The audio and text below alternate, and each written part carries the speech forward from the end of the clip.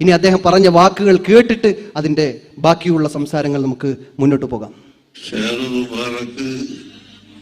നമ്മൾ കൊണ്ടുവന്ന് വെച്ചതിനേക്കാൾ 1/2 സെന്റിമീറ്ററോളം വലുതായിട്ടുണ്ട്. അത് ആ ഷഹർ മുബാറക്കുന്നതിന് പുറമെ നബിസല്ലല്ലാഹു അലൈഹി വസല്ലമയുടെ ഉമിനീര് പുരട്ടിയ മദീനയിൽ നിന്നുള്ള വെള്ളവും.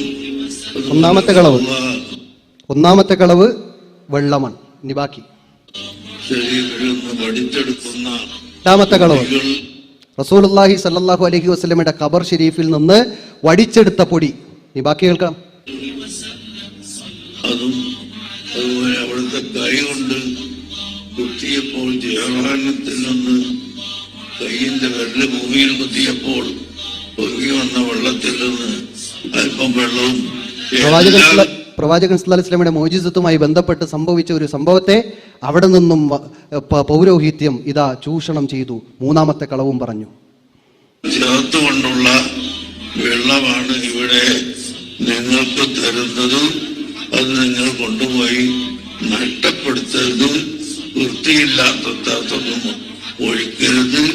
വളരെ ബഹുമാനത്തോടുകൂടി അതിനെ സൂക്ഷിക്കണം എന്ന് പ്രത്യേകമായി ഓർമ്മപ്പെടുത്തുന്നു. കേട്ടില്ലേ?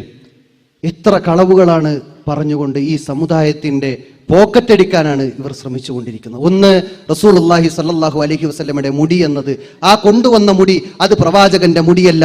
ഒന്നാമത്തെ കളവ്.